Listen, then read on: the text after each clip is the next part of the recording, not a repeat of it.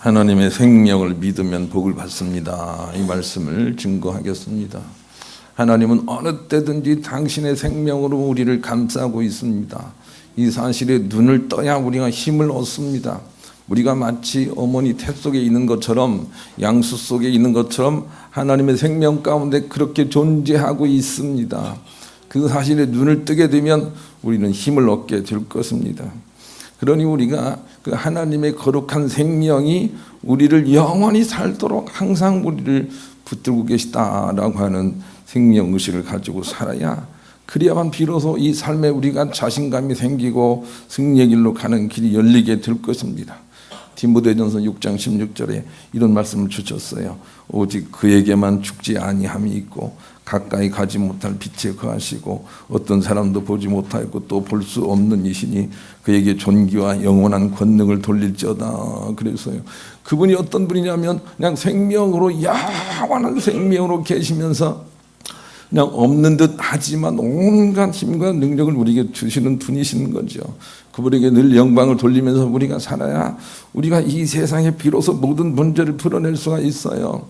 두려움을 극복할 수가 있어요. 욥이 얼마나 두려움 속에 살았는지 아세요? 욥은 자녀들 때문에 두려워했단 말입니다. 자녀들이 탈선하지 않을까, 이런 두려움 속에 살았어요. 이런 두려움 속에 살게 되면 반드시 두려워하는 일이 나타나게 되고, 그래서 많은 고난을 겪었단 말입니다. 그런데 하나님께서 욥을 데리고 온 우주에 충만하신 하나님을 발견하게 했어요. 하나님이 고통당하는 욥에게 하신 일은 온 우주에 충만하신 하나님의 생명을 보게 했어요. 그리고 욥은 지혜롭게 하나님의 생명에 눈을 떴어요. 내가 그냥 사는 것이 아니라 하나님의 생명 싹이 안에 있구나 라고 하는 사실을 깨닫게 된 것이죠. 그리고 두려워하는 믿음을 회개했어요. 욥기 42장 1절 6절 욥이 여호와께 대답하여 이르시되 주께서는 못하실 일이 없사오며 무슨 계획이든지 못 이루실 것이 없는 줄 아오니 무지한 말로 이치를 가리는 자가 누구니까. 나는 깨닫지도 못한 일을 말하였고 스스로 알 수도 없고 헤아리기도 어려운 일을 말하였나이다. 내가 말하겠사오니 주는 들으시고 내가 주께 묻겠사오니 주여 내게 알게 하옵소서. 내가 주께 대하여 귀로 듣기만 하였사오나 이제는 눈으로 주를 배움나이다. 그러므로 내가 스스로 거두어드리고 티끌과 재 가운데에서 회개하나이다 하고 하나님의 충만 생명의 충만 가운데 살아가면서 비로소 참 복이 생기더라 하고 우리에게 교훈을 주고 있는 것이죠. 하나님의 생명이 우리 가운데 충만히 감싸고 있다는 의식이 생길 때부터 복이 된다는 걸 기억을 해야 되겠어요. 하나님의 생명이 우리를 감싸고 있단 말입니다. 그 의식에 우리가 깨어나야 됩니다.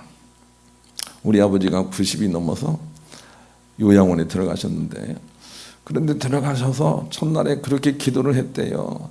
하나님, 이제는 아무도 없고 나 혼자입니다. 그랬더니 하나님께서 그냥 큰 소리로 아버지의 고백으로 얘기하면 그 요양원이 쩌렁쩌렁하도록 이렇게 말씀하시더래요. 왜 네가 혼자냐, 내가 있지 않느냐 그러시더래요. 그 다음부터 살아계시는 동안 몇 년 동안 우리 아버지는 한 번도 위롭다는 생각도 하지 않고 위롭다고 말하지도 않았어요. 그냥 하나님과 함께요. 하나님과 함께. 그러다가 가셨다고요. 하나님과 함께 그렇게 살아가야 비로소 삶의 문제가 풀린다는 거 우리가 기억을 해야 되겠어요. 바울도 질병 때문에 고통을 받았는데 하나님 질병이 낫게 해주세요 하고 하나님께 기도를 했어요. 그런데 하나님이 그런 기도를 기뻐하지 않았어요. 질병 낫게 해주세요, 그런 기도가 하나님 뜻에 그렇게 맞는 기도가 아니라는 거예요. 그대는 이렇게 말씀하셨어요. 내 은혜가 네게 족하도다, 그렇게 말씀하셨어요. 아프고 힘든데 하나님의 은혜가 족하다는 것입니다. 욥과 똑같지 않습니까? 하나님의 생명, 하나님의 은혜가 우리 가운데 족하구나 라고 하는 것을 바울도 발견하게 됩니다. 그리고 바울은 큰 믿음의 승리와 삶의 승리를 얻게 되는데, 그 바울이 우리에게 이렇게 부탁을 하고 있어요. 제발 예수 믿고 신앙생활을 하면서 바로 생명이 우리 가운데 충만히 있다는 것, 거기에 주목을 하면서 믿어야 된다 하고 그렇게 가르쳐 주세요. 우리가 결단코 죽어도 죽지 않고 하나님의 생명 가운데 받들려서 영생으로 들어간다는 그 의식에 끼어서 신앙생활을 하라는 거예요. 고린도서 4장 18절로 5장 1절인데 한번 읽어보십시다. 시작. 우리가 주목하는 것은 보이는 것이 아니요 보이지 않는 것이니 보이는 것은 잠깐이요 보이지 않는 것은 영원함이라. 만일 땅에 있는 우리의 장막집이 무너지면 하나님께서 지으신 집 곧 손으로 지은 것이 아니요 하늘에 있는 영원한 집이 우리에게 있는 줄 아느니라. 18절. 그러므로 거기를 주목해서 믿으라는 것입니다. 우리가 주목하는 것은 세상에서 우리가 건강하든 잘되든 생로병사 거기에 문제가 있는 것이 아니고 보이지 않는 것이니 하나님의 영원한 생명이 우리 육체가 죽어도 그냥 하나님의 생명으로 그렇게 우리를 옮기신다는 그 믿음에 주목하여 신앙생활을 하라고 우리에게 가르쳐주고 있어요. 그래서 우리에게 하나님의 생명이 충만하다는 사실에 눈을 떠야 해요. 그래야만 우리가 비로소 삶의 담대함을 얻을 수가 있어요. 하나님께서 사랑하시고 인정하시는 믿음이 바로 자기에게 영원한 생명이 항상 있음을 발견하고 죽음마저도 두려워하지 않는 담대함이 생긴 믿음이라고 우리에게 본문이 가르쳐주고 있어요. 우리 본문 한번 읽어보십시다. 시작. 내가 내 목숨을 버리는 것은 그것을 내가 다시 얻기 위함이니 이로 말미암아 아버지께서 나를 사랑하시느니라.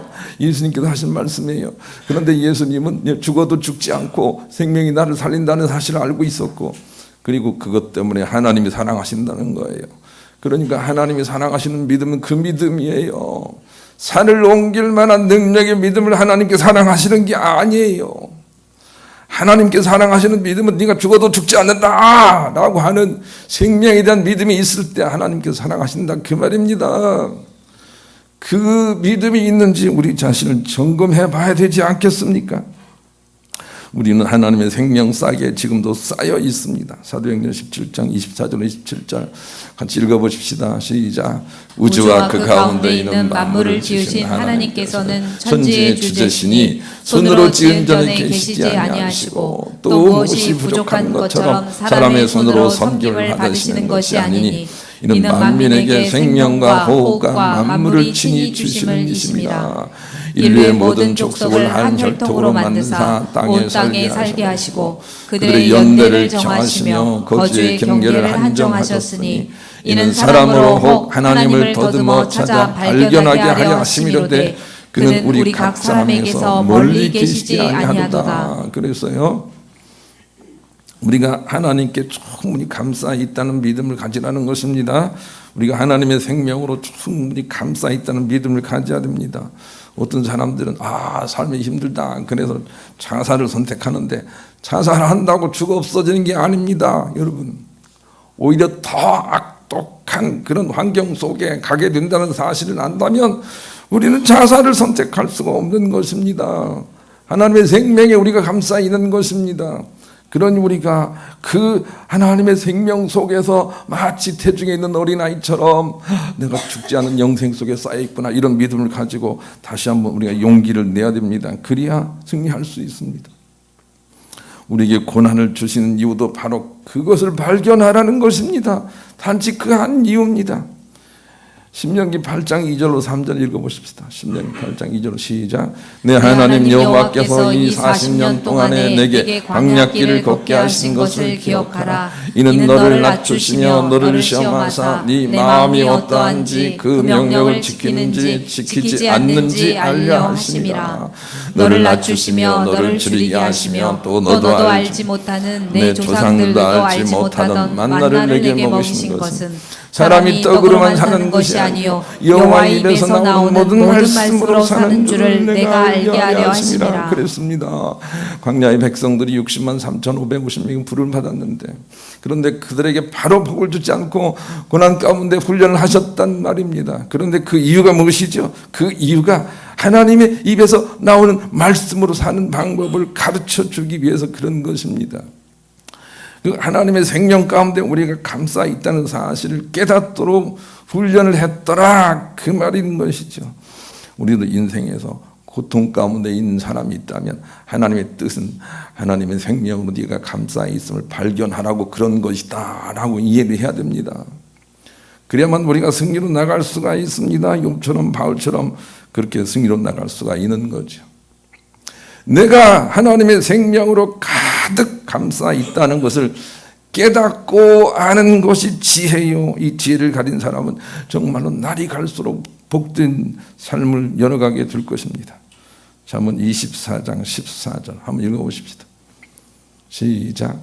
지혜가 내 영혼에게 이와 같은 줄을 알라. 이것을 얻으면 정령이 네 장래가 있겠고 네 소망이 끊어지지 아니하리라. 이 지혜가 그거예요. 그걸 아는 사람이에요. 다시 한번요. 14절 시작. 지혜가 내 영혼에게 이와 같은 줄을 알라. 이것을 얻으면 정령이 네 장래가 있겠고 내 소망이 끊어지지 아니하리라. 그랬습니다.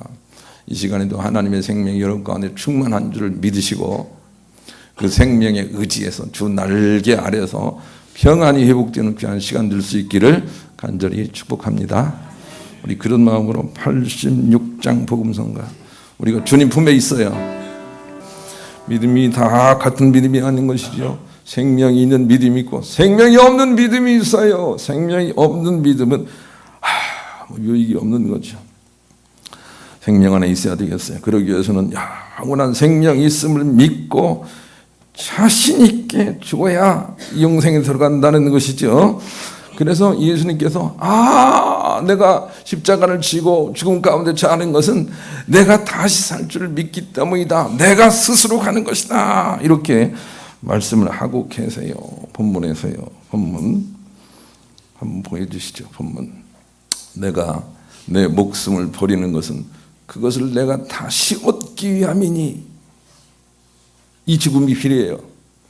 내가 내 목숨을 버리는 것은 그것을 내가 다시 얻기 위함이니 그랬단 말이에요.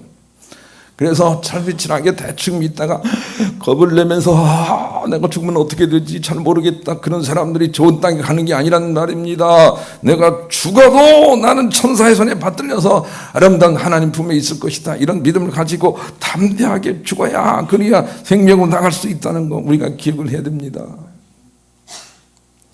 무디 선생님, 무디 목사님이 죽을 때 이 비밀을 알고 이렇게 말을 했어요. 얘들아, 내가 아프고 힘들어도 날 고치려고 하지 마라.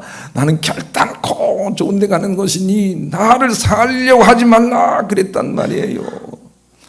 선달식은 자기 책에서 그런 말을 했어요. 사람이 죽으면 죽은 이후에 자기가 죽은지조차도 모르는 평안 상태에 들어간다 그랬단 말이에요. 그러니까 죽음이 두렵지 않다는 믿음을 가져야 돼요. 그래서 스스로 죽으라 그 말입니까? 뜻에 따라 차이는 있지만 자살하라 그런 말이 아닌 거예요. 죽음 이후에 정말로 참 안식이 있다는 걸 알고 살게 될 때 이 땅이 비로소 삶이 풀린다 그 말입니다. 죽음을 두려워하지 말아라. 그것은 우리에게 가르쳐주고 있는 것이죠. 요한계시록 20장 6절 같이 읽어보십시다. 요한계시록 20장 6절 시작. 이 첫째 부활에 참여하는 자들은 복이 있고 거룩하도다. 둘째 사망이 그들을 다스리는 권세가 없고 도리어 그들이 하나님과 그리스도의 제사장이 되어 천년 동안 그리스도와 더불어 왕노릇하리라 그랬어요. 여기 나오는 둘째 사망은 우리가 수명이 다해서 죽는 것이 둘째 사망이란 말입니다. 그런데 첫째 부활에 살아서 참여하고 있지 않는 자들이 둘째 사망을 이길 수가 없어요. 살아서 하나님이 영원한 생명 가운데 끼어 있는 사람이 자신 있게 죽을 때 둘째 사망을 이긴단 말이에요. 나는 죽어도 죽지 않는다. 이 믿음으로 죽을 수 있도록 준비를 하라. 이렇게 우리에게 가르쳐 주세요. 죽을 준비가 준비됐나요? 여기 죽을 준비 정말 잘 되신 분 한 분 계세요. 가용섭 집사님. 저분은 제가 대화를 해보니까 죽을 준비가 벌써 돼 있어요. 그런데 그냥 무서워. 죽으면 우리 자녀들 어떻게 하지? 이러고 죽으면 정말로 난리 납니다. 담대하게 죽을 준비를 하고 있어요. 첫째 부활에 참여하고 있어요. 그래야 둘째 사망의 해를 받지 않아요. 우리 그런 마음을 가지고 찬송가 493장 3절을 부릅시다. 두 번째, 영원한 생명을 믿고 삶의 문제에 의연한 것이 바로 사랑이라는 것이죠. 그래서 이 땅에서 사랑이라는 것을 가치 있게 여기고 나가지 않으면 결단코 천국을 두려움을 극복하지 못하고 지옥의 두려움을 극복하지 못하고 천국에 못 간다는 말입니다. 이 세상에서 우리가 사랑이라는 것을 소중하게 여겨야 됩니다. 그 사랑하는 믿음을 하나님께서 기뻐하신다. 이렇게 본문 하반절에 가르쳐 주시기 때문입니다. 본문 다시 한번 보여주시죠. 읽읍시다. 시작. 내가 내 목숨을 버리는 것은 그것을 다시 얻기 위함이니 이로 말미암아 아버지께서 나를 사랑하시는 이런 믿음을 하나님께서 사랑하신단 말이에요.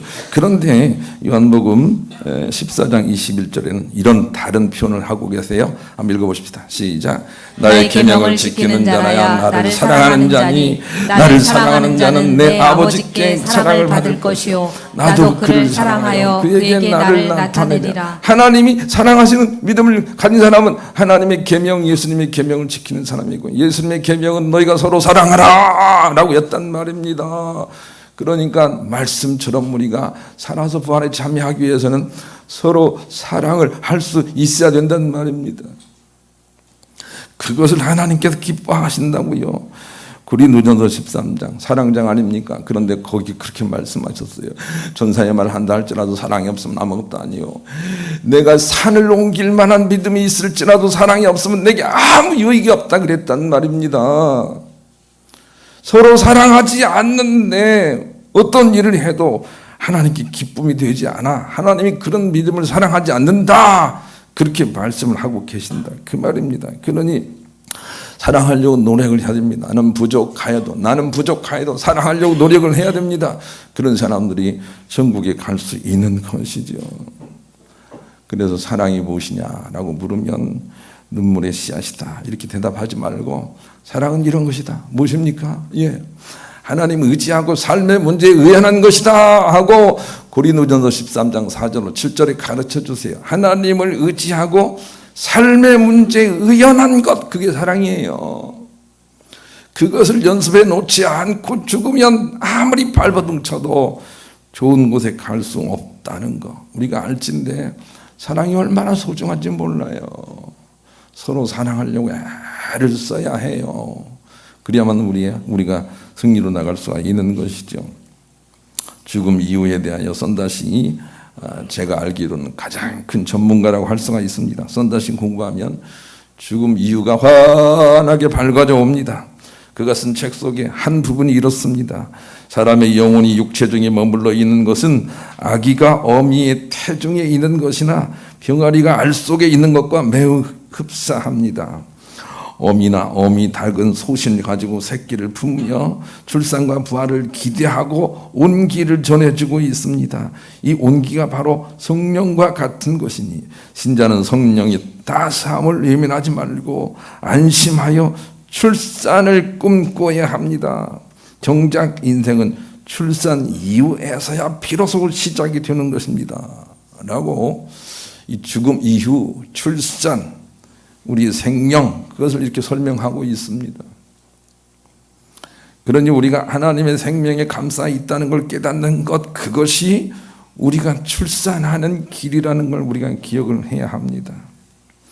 하나님의 생명에 깨어 있어야 됩니다. 예수님은 내가 죽는 것은 새 생명으로 태어나기 위해 죽는 것이다 이렇게 말씀하고 계시다니까요.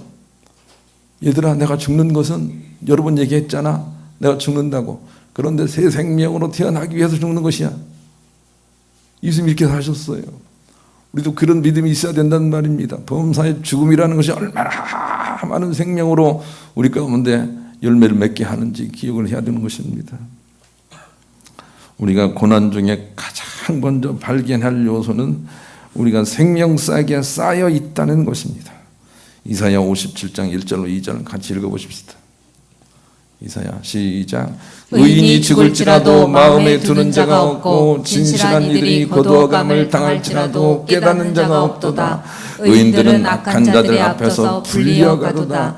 그들은 평안에 들어갔나니 바른 길로 가는 자들은 그들의 침상에서 편히쉬리라. 이 부분을 좀 확대 해석하면 이런 거예요. 의인들은 이 세상에 이미 생명 싸게 쌓인 줄을 알고 있는 사람들이고 그런 사람들은 죽을 때 아주 평안하게 죽는다 그 말입니다. 죽을 때 범할 수 있단 말입니다. 그런데 사람들은 죽을 때 사람들이 그렇게 평안으로 돌아가는 그 부분에 대해서는 인식을 별로 하지 않고, 살아서 어떻게 하면 예수 믿고 복 받고 잘 살고 자녀들이 대학 잘 가고 하는 데에만 관심을 쓴다 그 말입니다.